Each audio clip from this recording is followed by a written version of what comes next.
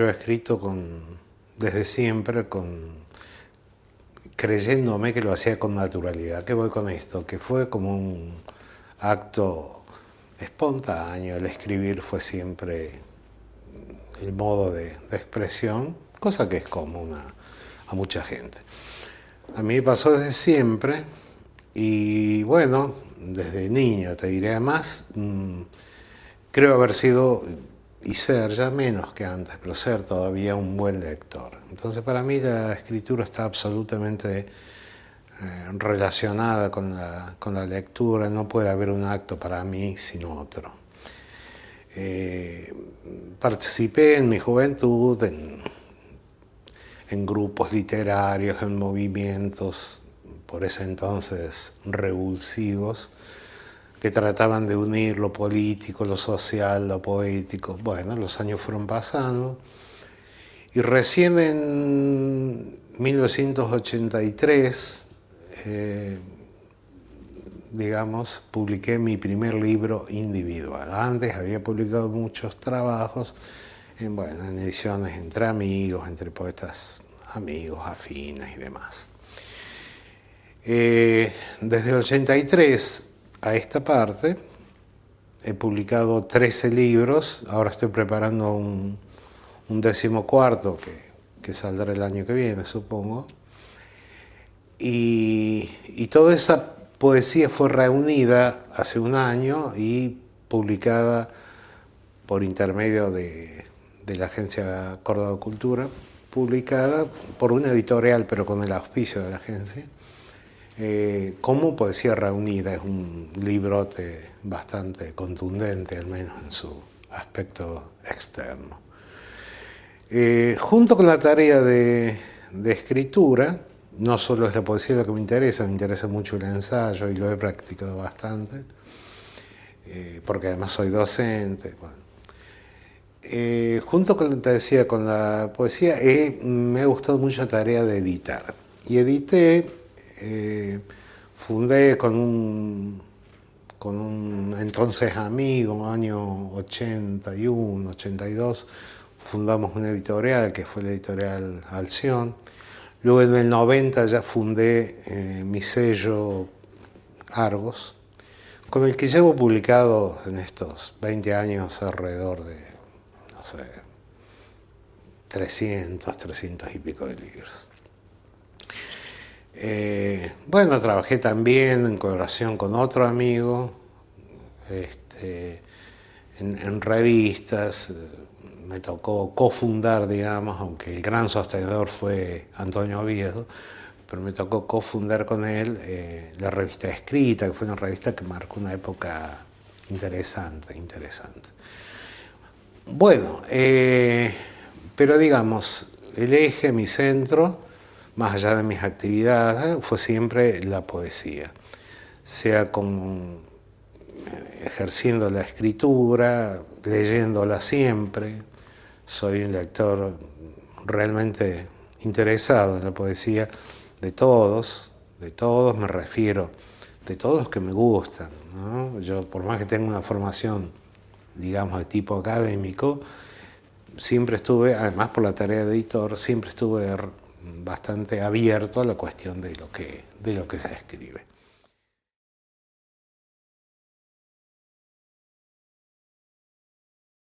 Hace ya varios años, en la mañana de un febrero luminoso, cansados por el viaje, llegamos a un hotel de mala muerte de Avenida de Mayo.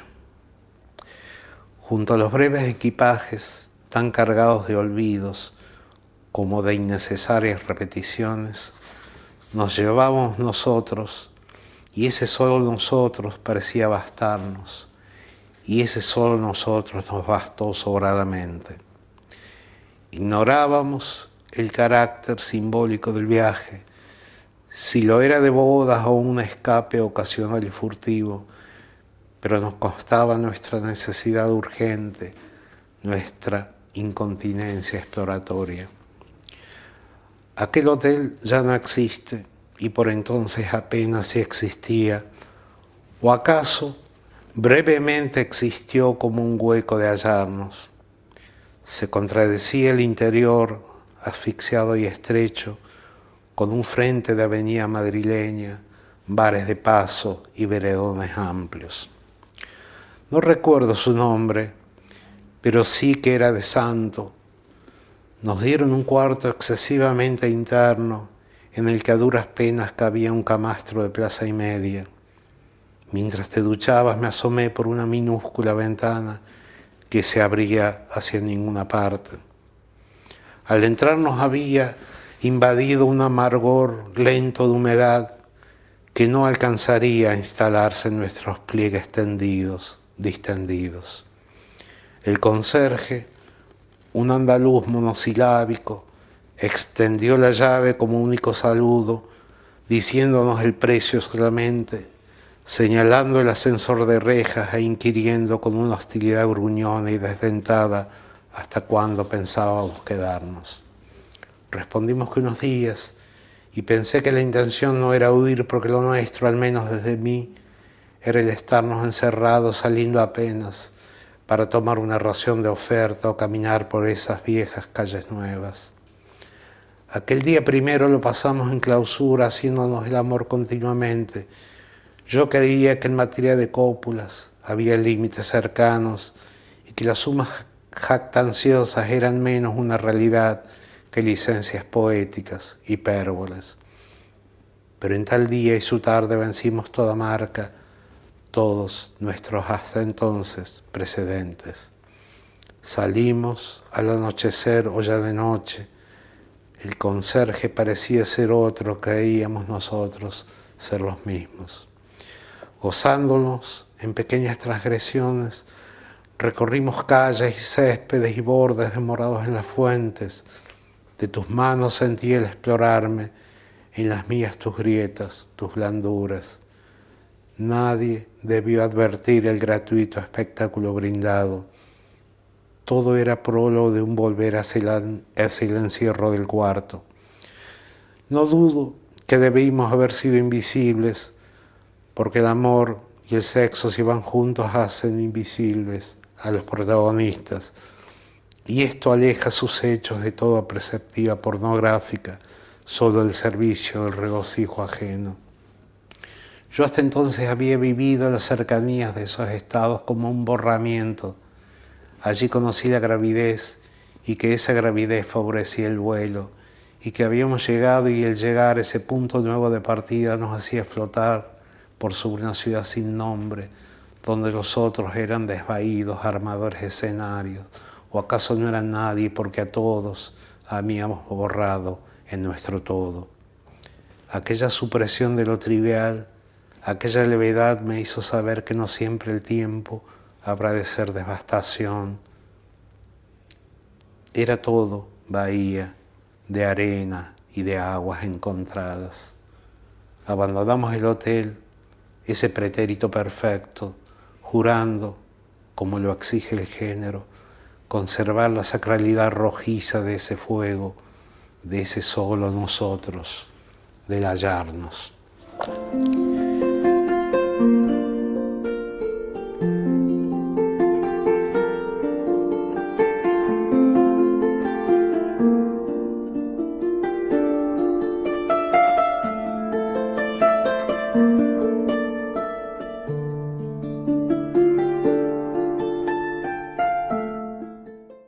Para mí el acto de escribir y el acto de leer son actos, te diría, casi simultáneos.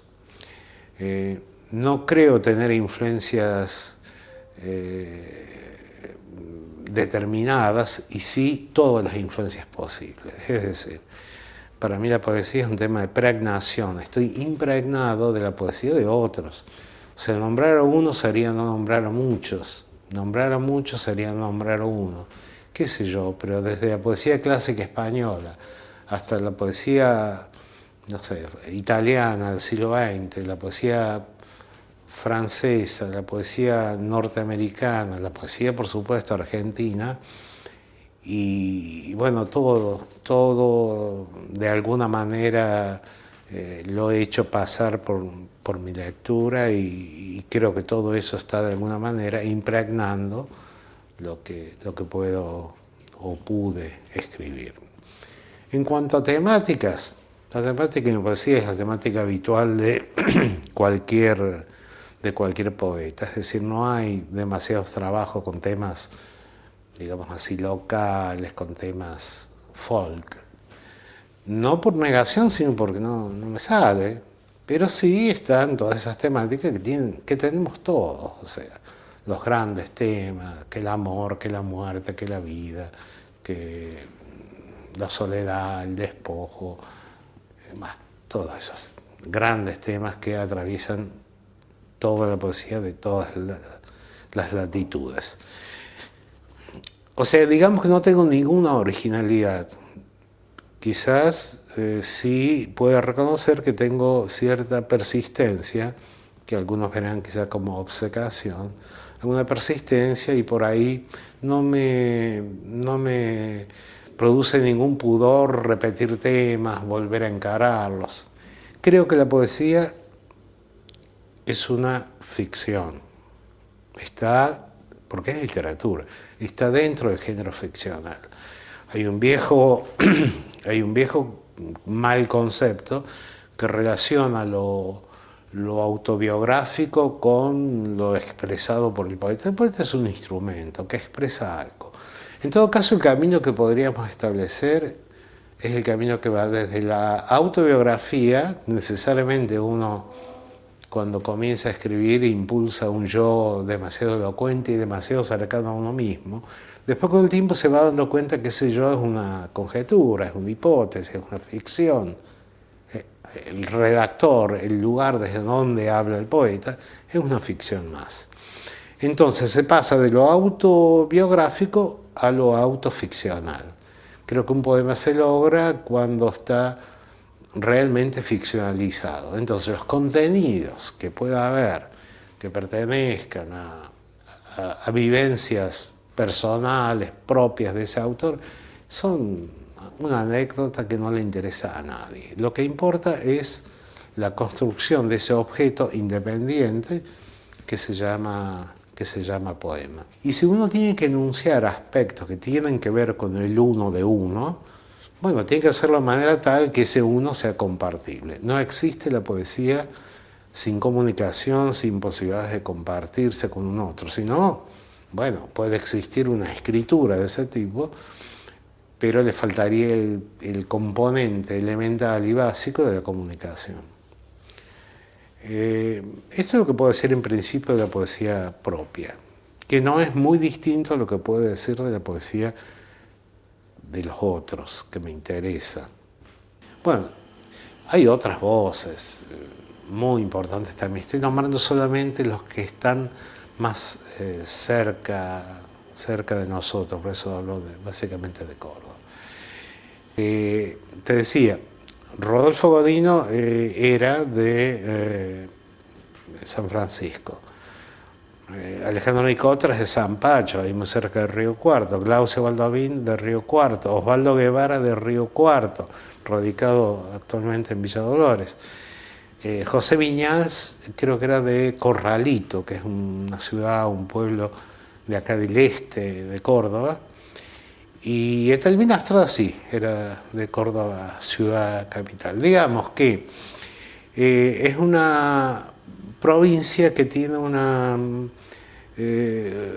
importancia notable en lo que hace producciones de determinados lugares y luego confluyen y forman como una suerte con sus particularidades, de bloque así interesante. Bueno, en este momento en Villa María hay, por ejemplo, excelentes poetas jóvenes. La poesía en Villa María creció de una forma notable. No quiero nombrar a uno para que no me digan que me olvido de otro. Simplemente he dado testimonio de los más consolidados, que es gente que ha venido trabajando los últimos 30, 40, 50 años. Pero en este momento la poesía de Córdoba tiene una interesante producción, muy interesante, muy intensa producción. Uno de los padres de la poesía de Córdoba, cuando hace un clic la poesía y madura definitivamente, fue un poeta que vino de Entre Ríos y se radicó en nuestras sierras, que fue Alfredo Martínez Howard, un mentor, un poeta enorme de la década del 40. Y luego de Alfredo, Marcelo Mazzola, que sí es un poeta que nació, vivió y murió en nuestra ciudad. Entonces creo que acá estoy haciendo un panorama más o menos completo, sin nombrar a poetas en actividad, sin nombrar tampoco, sin enfatizar sobre el enorme desarrollo que ha tenido la poesía escrita por mujeres. Acá la pongo a Glauce como el gran modelo, pero hay mujeres de una edad mediana y jóvenes aún, que están produciendo una poesía fantástica y lo vienen haciendo desde hace ya algunos años.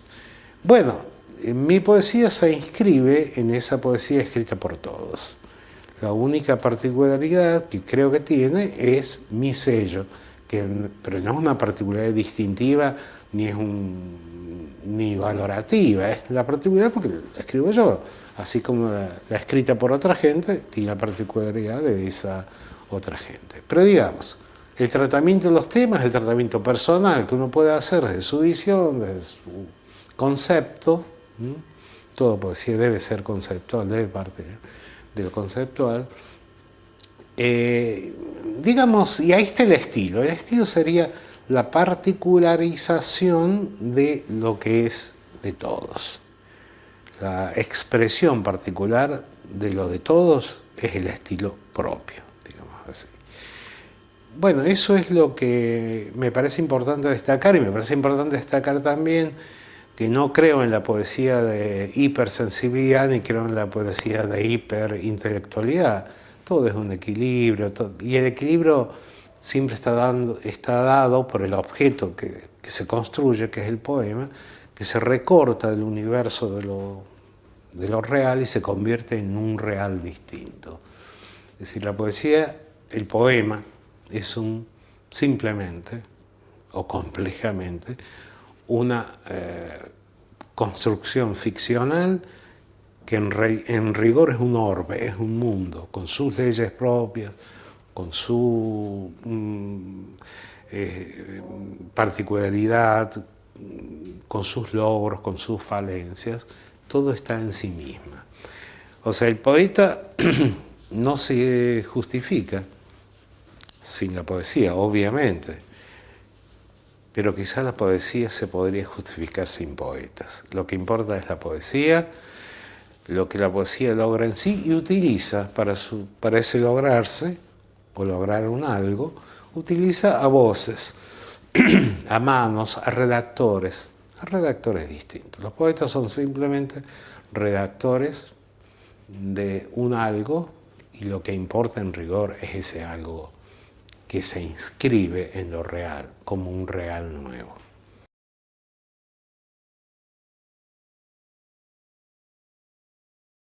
Ocurre que uno nace y ve la luz y luego camina o cree que camina, que tiene que llegar a alguna parte y vuelve a partir, entonces parte y uno muere.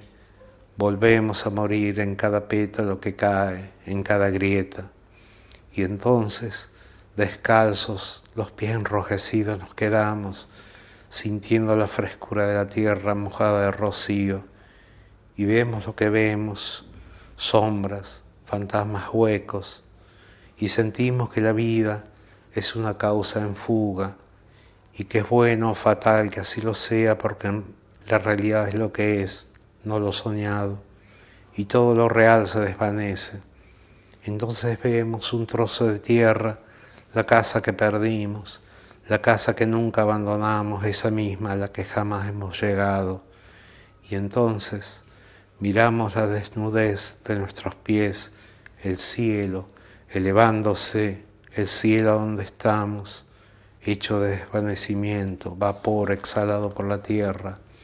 Y ocurre que alguien habla de lo que uno es, de lo que somos, parece alguien, y sentimos en el hondor más propio que nadie es signo para nadie, sino mínima huella, accidente, estación inestable en el temblor disimulado del aire. Ocurre que hemos vivido y no, ya tantas cosas, y todas caben en un puñado de alma, y el cuerpo se achica, y los trajes cuelgan del adentro. Ocurre que dejamos ciertos vicios menores, y hacemos de la vida un paso mesurado, y un día recordamos la niñez de nuestros hijos, que apenas si son nuestros, fotos guardadas en una caja de zapatos, en una caja de olvidos, y vemos quiénes fueron nuestros padres, los cargamos, sentimos como su peso es mayor en tanto mayor su muerte, más pequeño el espacio que ocupan, y creemos sentir como un alivio esa su entidad pretérita, finita. Y entonces puede sucedernos ella, y que ella nos traiga turbulencias, tempestades, creencia de estar vivos, y es entonces cuando todo puede ocurrirnos, y también que ese todo se escurra, y sea o parezca igual, sea lo mismo, tal la noche que iguala y continúa, y al respirar el cielo que nos entra, se cuela entre los dedos de los amigos muertos, ya casi olvidados, si ayer inolvidables, y seguimos viéndonos tan menos pocos, mientras otros ingresan al espacio, al dulce, amargo cerco de estar vivos, o sea, al morir, entre flores abiertas en la niebla que vuelve todo conjetural, todo posible. Ocurre que nada propio ocurre, y lo propio es lo de todos, y vemos en alguna superficie el rostro destruido de Narciso y los ojos del otro que nos ve, y en subiéndonos cubrimos la intemperie, nuestra más intemperie. Ocurre que salimos, maquillados de espera, hacia la nada, y tampoco llegamos, porque llegar sería consecuencia de haber partido hacia un cierto lugar, y no, solo salimos cuando vimos una luz y descansamos para volver a andar, para morir, para querer morir en cada pétalo caído, en cada grieta.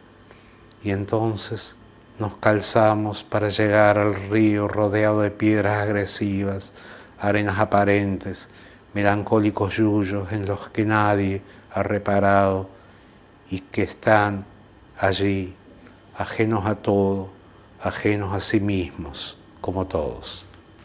Gracias.